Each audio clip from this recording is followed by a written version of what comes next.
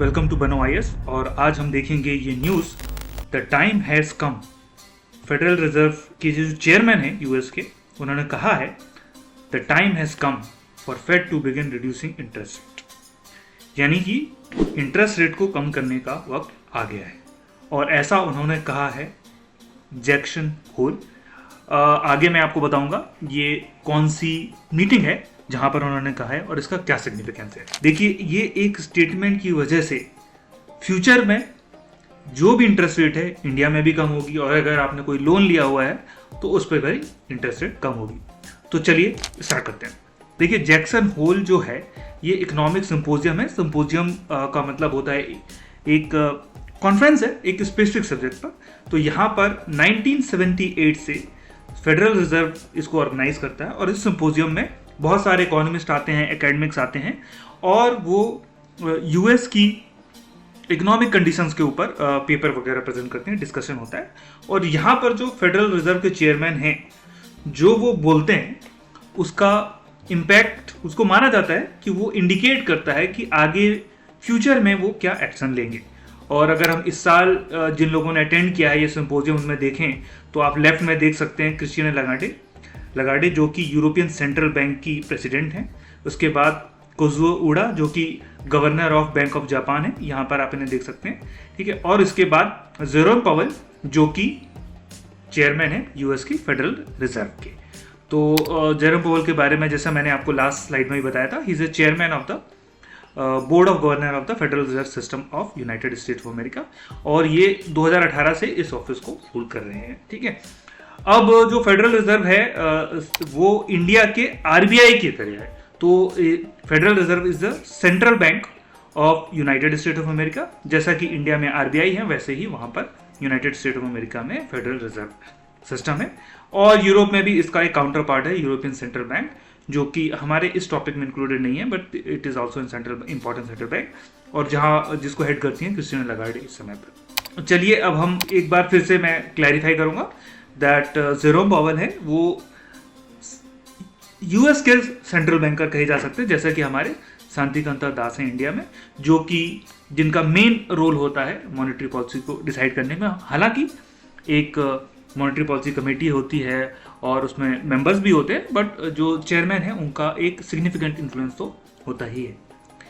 अब जो Jerome Powell ने कहा है इंटरेस्ट रेट के बारे में यूएस में, वो इंडिया की इंटरेस्ट रेट को कैसे इन्फ्लुएंस करता है। तो चलिए हम ये देखते हैं इंटरेस्ट रेट इन यूएस और इंडिया कैसे वेरी करती है। तो यहाँ पर जो ब्लू लाइन आपको दिख रही है, ये ब्लू लाइन है यूनाइटेड स्टेट ऑफ अमेरिका की इंटरेस्ट रेट, और ये जो ग्रे लाइन आपको दिख रही है ये है इंटरेस्ट रेट इन इंडिया। तो जैसा कि आप देख सकते हैं कि पिछले 5 साल में अगर हम देखें तो जब भी यूएस की इंटरेस्ट रेट, ये ब्लू लाइन पहले कम होती है ये, और यहाँ पर आपको ग्रे लाइन भी कम होती है। सिमिलरली यूएस में इंटरेस्ट रेट पहले बढ़ना स्टार्ट करती है और इंडिया इसको फॉलो करता है। आरबीआई भी बोलता है कि हमारी जो मॉनेटरी पॉलिसी इंडिपेंडेंट है, लेकिन यूएस की इंटरेस्ट रेट है उसका सिग्निफिकेंट इन्फ्लुएंस होता है, क्योंकि यूएस का जो कैपिटल मार्केट है that is an important provider of the capital across the country.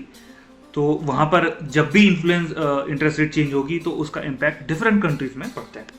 तो अगर फेडरल रिजर्व के चेयरमैन बोलते हैं कि ये जो ब्लू कलर की लाइन है वो आगे ऐसे जाएगी, तो आप ये एक्सपेक्ट करते हैं कि इंडिया की लाइन भी जो इंटरेस्ट रेट की है वो ऐसे ही फॉलो करेगी, ठीक है। और इसको ही कंफर्म करने के लिए हम एक और न्यूज़ देख सकते हैं जो कि कल आई थी, जहाँ पर जो जयंत वर्मा है, जो मॉनेटरी पॉलिसी कमेटी है उसके एक मेंबर हैं, इन्होंने कहा है 50 बेसिस पॉइंट यानी 0.5% इंटरेस्ट रेट कट की जरूरत है, डाउनवर्ड ट्रेंड की जरूरत है, क्योंकि जो इन्फ्लेशन में डाउनवर्ड ट्रेंड है वो क्लियर हो चुका है और रोबस्ट भी है। देयरफॉर इंडिया में भी इंटरेस्ट रेट कट होना चाहिए। तो अब आगे होगा क्या कि यूएस का जो फेडरल रिजर्व है वो प्रॉब्ली सितंबर में एक बार, और अगली जो मीटिंग होगी उसमें एक बार इंटरेस्ट रेट को कट करेंगे।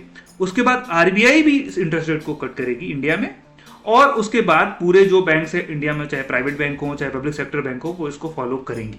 अब इसका फर्क क्या पड़ेगा आपकी और मेरी लाइफ में? देखिए, सबसे पहले जो हाउसेस हैं वो चीप हो जाएंगे। देखिए, हाउस के प्राइस तो कम नहीं होंगे, लेकिन ज्यादातर जो लोग मकान खरीदते हैं वो लोन लेकर ईएमआई में खरीदते हैं, तो इंटरेस्ट रेट जैसे ही उस पर कम होगी, आपको जो कॉस्ट देनी पड़ती है, हर महीने की ईएमआई देनी पड़ती है, वो कम हो जाएगी।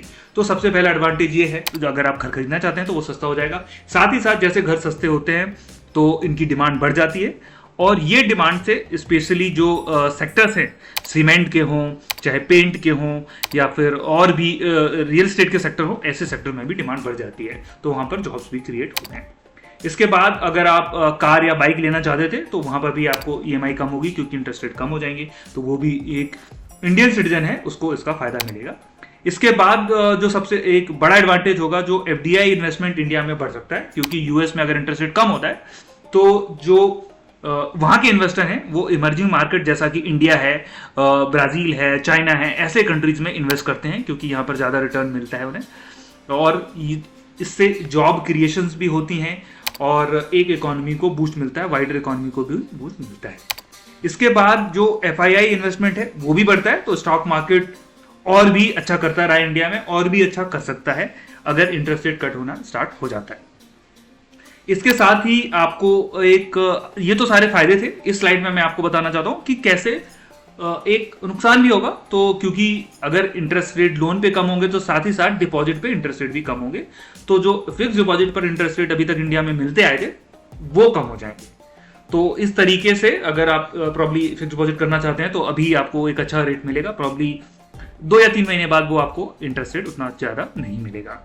तो this will be the impact of जो स्टेटमेंट बोला है जेरोम पॉवेल ने जैक्सन होल, जो एक इंपॉर्टेंट मीटिंग है, और उसका इम्पैक्ट ना सिर्फ यूएस में पड़ेगा, बाकी इंडिया में भी इसका इम्पैक्ट पड़ेगा, इकोनॉमी पे भी पड़ेगा, और सारे जो इंडियंस हैं उनकी लाइफ पर और उनके फाइनेंशियल जो कंडीशंस है उस पर पड़ेगा।